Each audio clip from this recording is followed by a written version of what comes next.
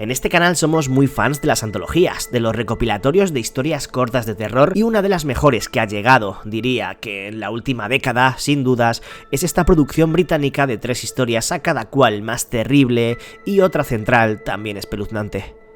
Ghost Stories está llena de escenas terroríficas y de momentos inolvidables, pero no es solamente ahí donde encontramos el miedo.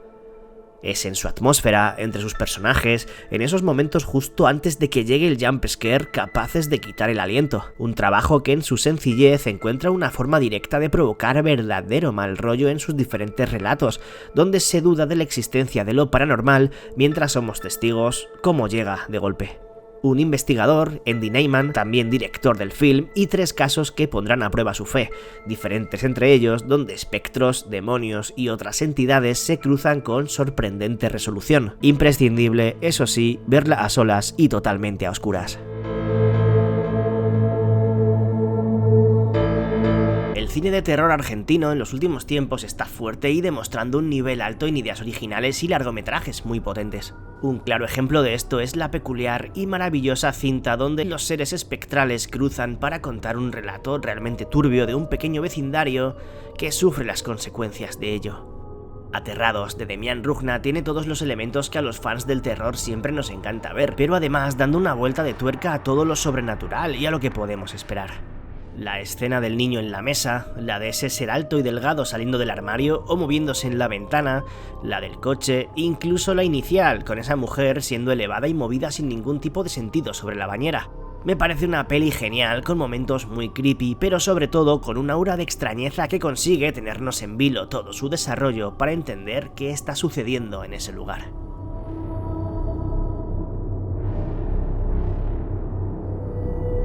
Una casa en ruinas, una isla abandonada, una joven a la que cuidar y un hombre amnésico que viaja hasta allí para ello.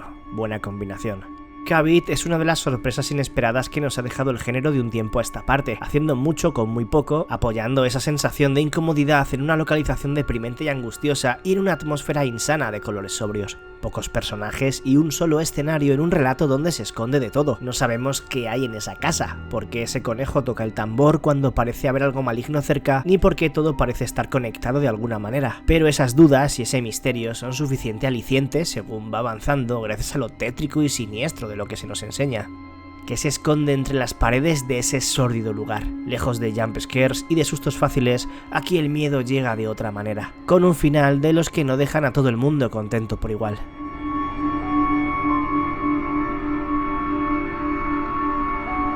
Me lo hizo pasar mal en el cine y todas y cada una de las veces que la he vuelto a ver. Sinister lo tiene todo para producir terror. Un demonio, niños fantasma, jump scares muy guapos, un uso del sonido sencillamente espectacular y terrorífico, y las cintas. Esas cintas caseras de Super 8. Lo más perturbador del film, donde se nos sumerge en ese pasado anclado en el tiempo a modo de imagen granulada, con siempre fatal desenlace, donde las familias que aparecen terminan de la peor manera posible. Sinister es una de las piezas más importantes del terror de los últimos años, y que aportó una visión diferente y bastante turbia de la leyenda del hombre del saco, un villano enmascarado que se lleva a los más pequeños, pero después de perpetrar un macabro crimen. Además, con una secuela decente, aunque por debajo de esta, dirigida por Scott Derrickson y protagonizada por Ethan Hawke. ¿No os dio miedo, Bughuul?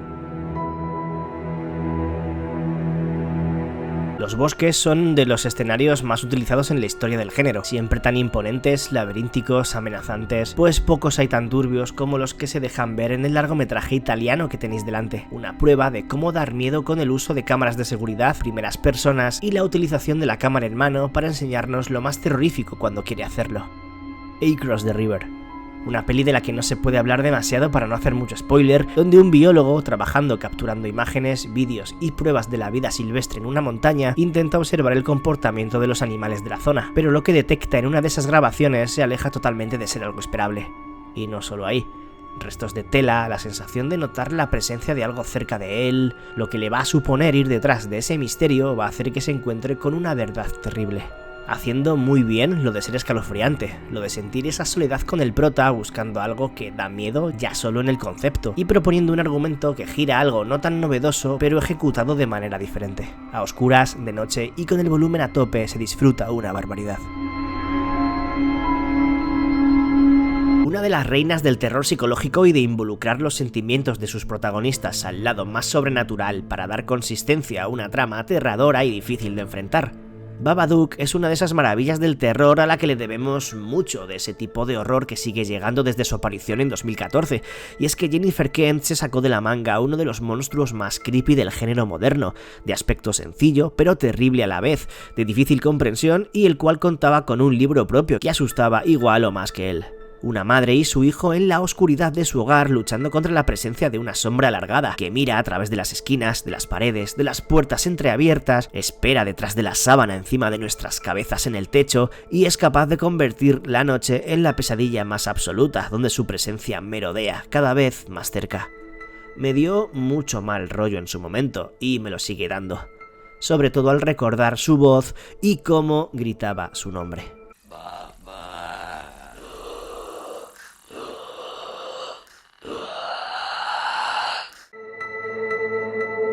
Cuando era pequeño, el tema de los fantasmas siempre, en cualquier peli, me daba un miedo brutal. Menos mal que no di con esta en esa edad porque posiblemente habría muerto. Post-mortem hace todo lo relacionado con querer ser escalofriante a la perfección. Fotografía, argumento, contexto histórico, puesta en escena... Todo tiene ese aura fúnebre que rodea tanto a la trama como a los personajes. Es que viajamos a Hungría, a un pequeño pueblo después de la Primera Guerra Mundial en el que ha llegado la peste y los habitantes no dejan de fallecer, tanto adultos como jóvenes y los más pequeños. Un fotógrafo que se dedica a retratar e inmortalizar a los que se han ido llega al lugar y comienza a observar que están sucediendo cosas muy raras. Quizás, más allá de lo crudo y lo triste que sucede, haya algo invisible escondido entre sus habitantes. Film que, a pesar de tener altibajos en su ritmo y algunos aspectos mejorables, resulta muy tétrico, muy lúgubre y tiene escenas que dan bastante cosilla. Aún recuerdo la primera vez que vi esta película, solo a oscuras, noche lluviosa con tormenta incluida, quizá el ambiente perfecto para ver cualquier película de terror con la que pasarlo mal. La diferencia está en que no esperaba encontrarme con algo tan tétrico como Last Shift. Esa comisaría solitaria, esa protagonista novata sin entender qué sucede y esas visiones y sucesos extraños que van llegando cada vez más potentes, hasta alcanzar esa pesadillesca locura infernal con la que termina. Una peli que en su sencillez encuentra su mayor acierto, una de mis favoritas de los últimos años y que además de su alto y brillante ritmo, vive de un par de giros interesantes y de un misterio que es muchísimo más oscuro de lo que parece al principio, elegante en su maquillaje y en sus efectos y donde su localización es un enemigo más al que enfrentarse. Tenéis un vídeo analizándola en profundidad.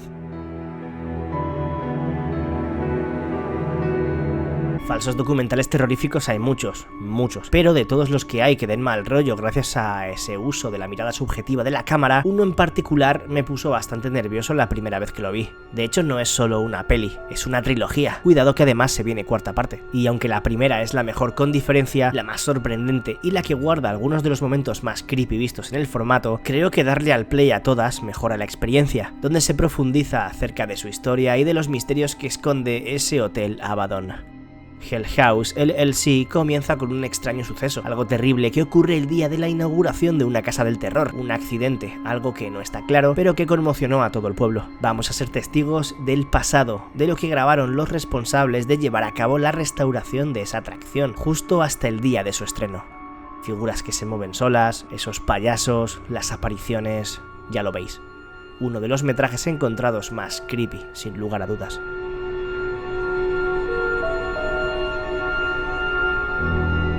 Todos estaremos de acuerdo, creo, en que la película que tenemos delante es aterradora como pocas, y que a muchos nos dio cierta rabia su tramo final, ese último tercio, donde abandonaba eso que tanto miedo estaba dando para convertirse en un film algo más genérico que lo que estaba siendo desde su inicio. Pero, aún así, la autopsia de Jane Doe tiene uno de los halos de misterio más espeluznantes de los últimos años. Un misterioso cadáver sin nombre y un padre y un hijo forenses dispuestos a averiguar quién es y por qué ha llegado. Según van avanzando en su análisis, la cosa se va poniendo más y más extraña. No tienen ni idea, realmente, de lo que tienen delante y lo que están a punto de desatar. Andre Overall consigue con un escenario y dos personajes, gracias a su buena dirección, mantener en tensión al espectador por donde no puede hacer otra cosa que desentrañar también el secreto que esconde ese cuerpo. Da miedo, sí, y es incómoda, sobre todo en su primera vez. sigue siendo una experiencia terrorífica. Una de las piezas clave para el género de la última década, influyendo claramente en mucho de lo que vendría después, porque aparte de lo que es en sí, las lecturas, el trasfondo, los mensajes, su magistral dirección, todo lo referente al sonido y a la imagen, además de todo eso, encima tiene momentos donde el terror aparece de formas muy potentes. The Witch, Robert Eggers y su ópera prima, donde se nos mete junto a una familia que vive cerca del bosque, un matrimonio con 5 hijos extremadamente religioso que intenta llevar la vida más devota y cristiana posible, pero el lugar que habitan tiene fama de maldito, de tener un halo de misterio y de oscuridad muy fuerte, como si una fuerza sobrenatural se apoderase de todo lo que hay cerca. Van a ser testigos de que eso es totalmente verdad, sobre todo cuando uno de ellos desaparece, lo que provoca una sucesión de cosas cada vez más inexplicables, donde un mal parece sobrevolar y reinar por encima de ellos. Una total obra maestra dentro del terror moderno.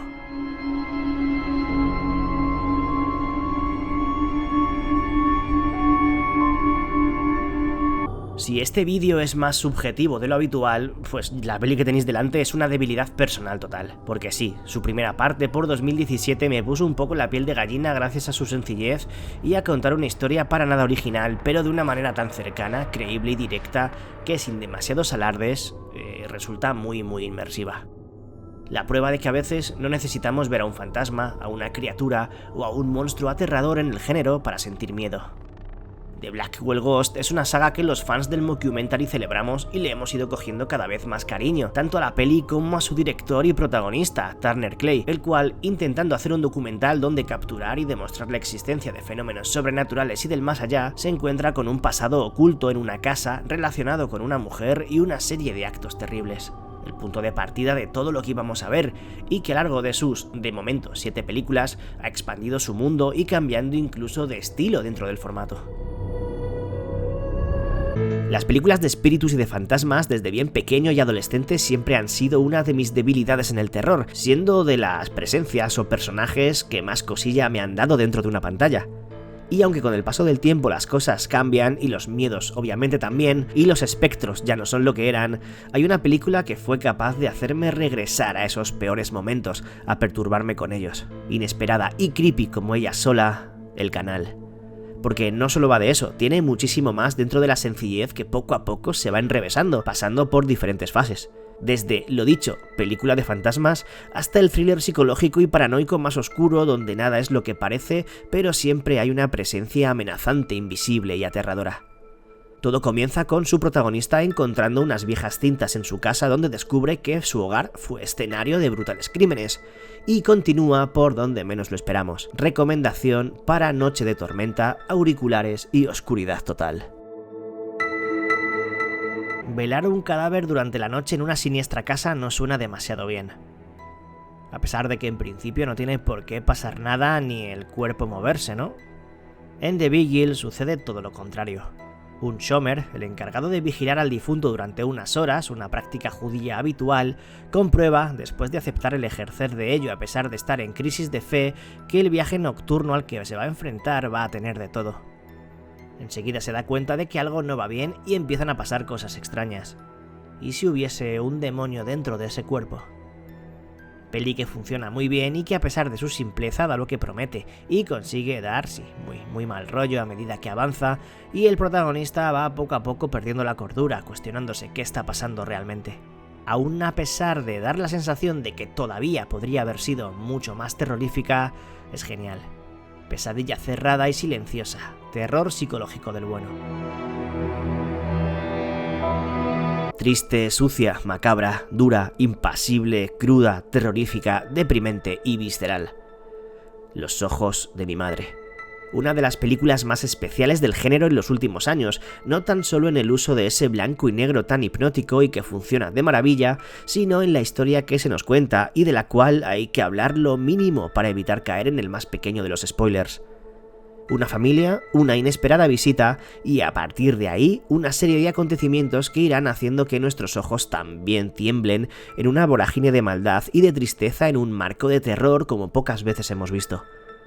Es algo que te atrapa y no te suelta en su escasa hora y cuarto de duración, donde te hace partícipe de su cuento macabro y malsano con el que no estás a gusto, pero con el que disfrutas gracias a su elegancia y a su denso y majestuoso desarrollo narrativo.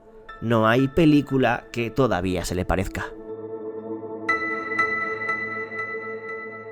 Es de esas pelis que creo ya forman un poco parte de la historia del canal, ya que aparte de recomendarla alguna que otra vez, le hice un vídeo propio analizándola en profundidad para abrir un poco todo lo positivo que tiene.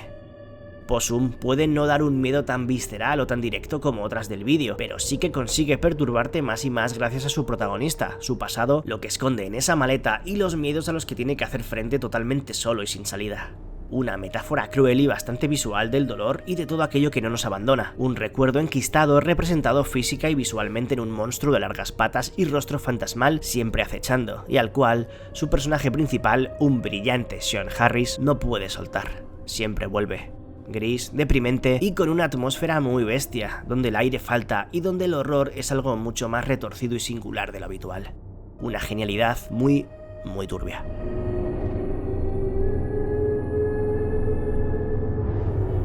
Un found footage que recoge elementos fundamentales del cine de terror asiático de los últimos 20 años y nos cuenta la historia de una maldición imposible de romper. Incantation nos relata en 2 líneas temporales el pozo de lo sobrenatural y de lo maligno en una joven donde, en el pasado, junto a 2 amigos, despertó algo que la ha estado persiguiendo durante mucho tiempo, mientras que en la actualidad intenta proteger a su hija de eso mismo que al principio no sabemos qué es exactamente, pero que puede poner en peligro a la pequeña y a todo lo que le rodea. Con un atmosférico y aterrador contexto, gran comienzo y gran final, la cinta de Taiwán estrenada en Netflix consigue llegar a cotas de miedo bastante altas cuando le da por enseñar y cuando no también. Una perturbadora maravilla, cámara en mano, intensa y truculenta. La primera película que al acabar, justo con las pantallas de crédito, tuve que pararlo todo y buscar si lo que acababa de ver era real o no, con un nudo en la garganta sin saber si deseaba que lo fuese. Ahí comprendí lo maravilloso y mágico que puede ser el falso documental. Un flechazo. Como con el proyecto de la bruja de Blair, pero años después. La misma sensación. La cuarta fase es una de las películas de terror claves en mi vida, de las inolvidables por las sensaciones y el mal rollo y lo brutales que resultaban algunas de sus escenas más míticas. Esas entrevistas donde la imagen se desfigura y asistimos a sonidos, imágenes y voces de otro lugar, de un mundo terrible. Cómo olvidar esa especie de búho que se repite en las visiones y los testimonios de los personajes, las supuestas dramatizaciones reales, entre comillas.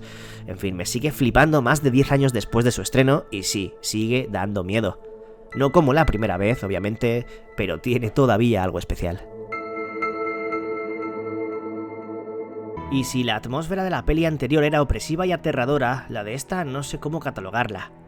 Atroz en lo que hace, en cómo se va resolviendo, girando, desarrollando y desenvolviendo en el misterio que propone, con una aura malévola, casi demoníaca, inundando cada paraje, cada escenario y a cada personaje del film.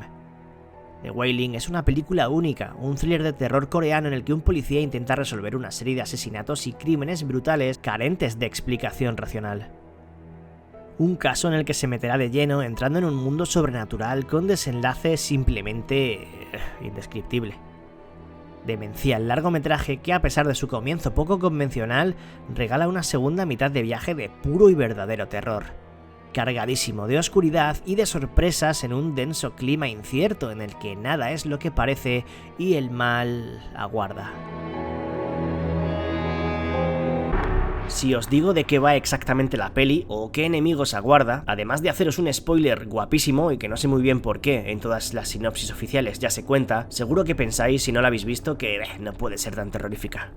En Livide, una vez que estamos dentro de esa ruinosa y decrépita mansión, cuidado, una joven que comienza a cuidar a una anciana postrada en cama sin apenas poder moverse, decide planear junto a 2 amigos un robo, ya que al parecer esta esconde en algún sitio de la casa un tesoro muy valioso. Obviamente, la mala idea va a tener consecuencias aún peores, y es que lo que se oculta en algunas habitaciones, lo que esconde la propia señora y el perturbador pasado que sigue bastante presente, van a despertar para convertir la noche en una pesadilla sangrienta, macabra y terrorífica. Alexandre Bustillo y Julien Maury, directores clave del New French Extremity, cogiendo algunos elementos del horror clásico gracias a una fotografía y a un maquillaje soberbios, con una banda sonora simplemente espectacular, nos meten en un lugar mágico y tenebroso, violento y sorpresivo. Apareció en el momento que tuvo que aparecer, aprovechó al máximo su contexto y lo explotó de manera maravillosa. Una de las mejores pelis Screen Life o de pantalla de ordenador que han aparecido. Creo que esta puede ser la más terrorífica de todas. Host nos metía en pleno confinamiento después del estallido de la pandemia mundial del COVID, donde un grupo de amigos deciden hacer una quedada por videollamada desde sus casas. Cuando les da por probar a realizar una especie de ritual de invocación inocente para pasar el rato y echarse unas risas, se dan cuenta de que puede realmente hayan despertado algo invisible y muy peligroso. Todos, desde la soledad de su habitación y de sus hogares, intentarán combatir y sobrevivir ante eso que han llamado y que poco a poco empieza a aterrorizarles. Sin llegar a los 60 minutos, fue un poco bocanada de aire fresco del género con un formato siempre tan atractivo como este, de ritmo alto, últimos minutos muy locos y una manera de encontrar el camino hacia el terror de cara al espectador desde la simpleza pero con muchísima efectividad.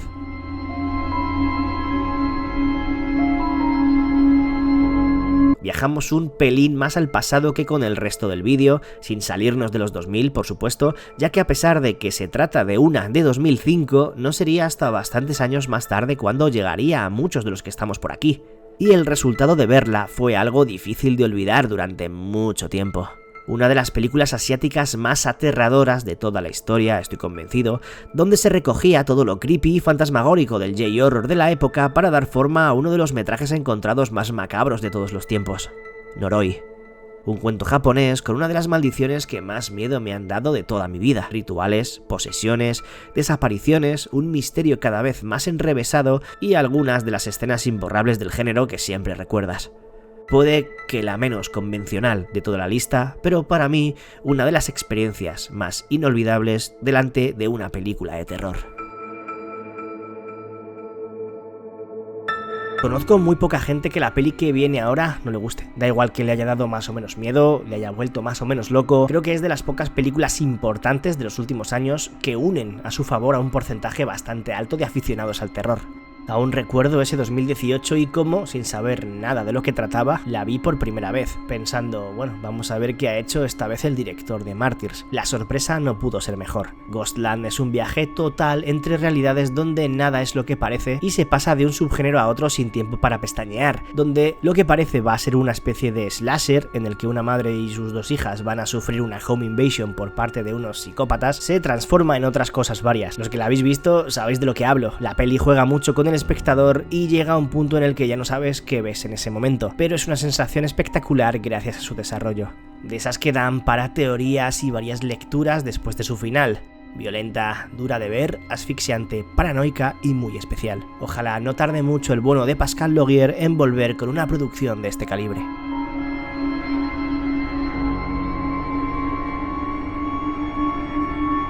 Si mencionábamos que Possum es una peli de alguna manera especial para el canal, algo similar le pasa a la que tenéis delante, uno de los viajes más recargados, asfixiantes y grotescos del cine de terror de los últimos tiempos, con un sádico y gore telón de fondo, ideas muy chungas, pero a la vez elegante en sus formas y donde, si existe el infierno, tiene que ser algo muy parecido al lugar en el que terminamos yendo en Baskin.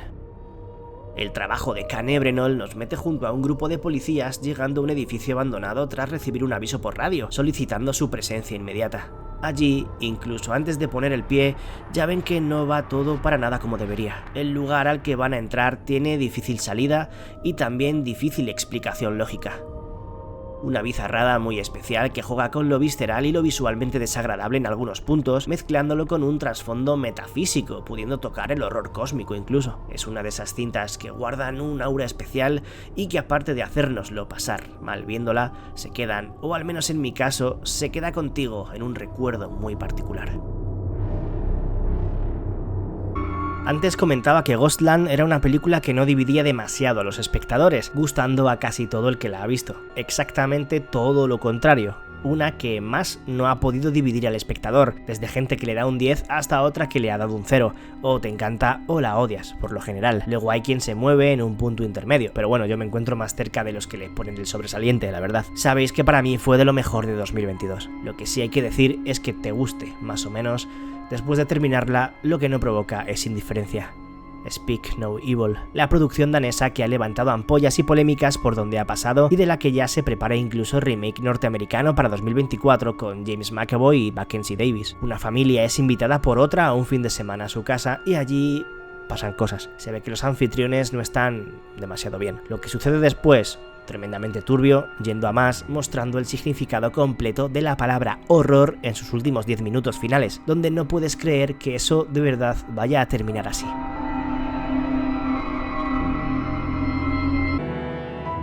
Pocas realmente que me hayan dado miedo como cuando era niño y temía cruzar el pasillo después de apagar la pantalla. Muchos ya la conocéis, se podría decir casi que forma parte del canal, incluso su imagen está en el fondo del banner y la podéis encontrar en varios vídeos, uno de ellos incluso tratándola en profundidad. The Dark and the Wicked. 2 hermanos, una muerte inesperada y una visita a la casa familiar en la que duerme y vive la presencia maligna de algo perturbador. Algo a lo que tendrán que enfrentarse mientras estén allí. El creador de Los Extraños, Brian Bertino, lleva ese buen hacer en cocción a fuego lento de auras tétricas y tenebrosas a la abandonada granja del film, rodeada de silencio y habitada por un mal invisible que da mucho miedo.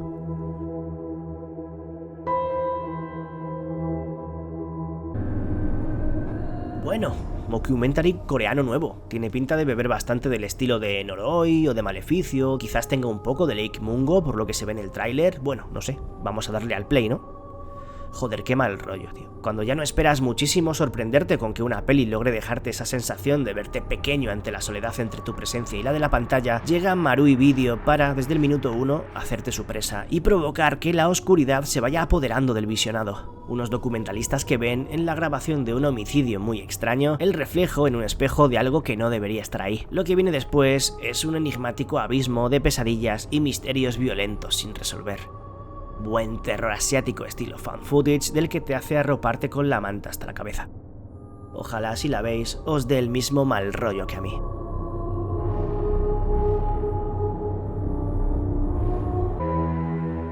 Cerramos el top con la más antigua de la lista, la única anterior a 2010 y aunque se pasa por unos años de la media establecida en los puestos anteriores en edad, quería volver a mencionarla y recordar lo absolutamente terrorífica que es. Da igual las veces que la veas. Lake Mungo. Una historia de fantasmas falso documental que nos habla sobre la desaparición de una joven y cómo su familia intenta superar el dolor de su pérdida. Pero las cosas empiezan a cambiar aún más y se ponen más extrañas cuando unas fotografías revelan una misteriosa figura que se parece muchísimo a la fallecida. Convencidos de que sigue cerca de ellos y que intenta decirles algo, el horror no llega tan solo desde el punto de vista paranormal. Todo lo que ocurre, lo que descubrimos, los secretos ocultos y la vuelta de tuerca final que consigue que te quedes sencillamente mal. Es perturbadora en muchos sentidos, única, de lo mejor del mockumentary y de lo de saber hacerlo pasar mal. Triste y aterradora.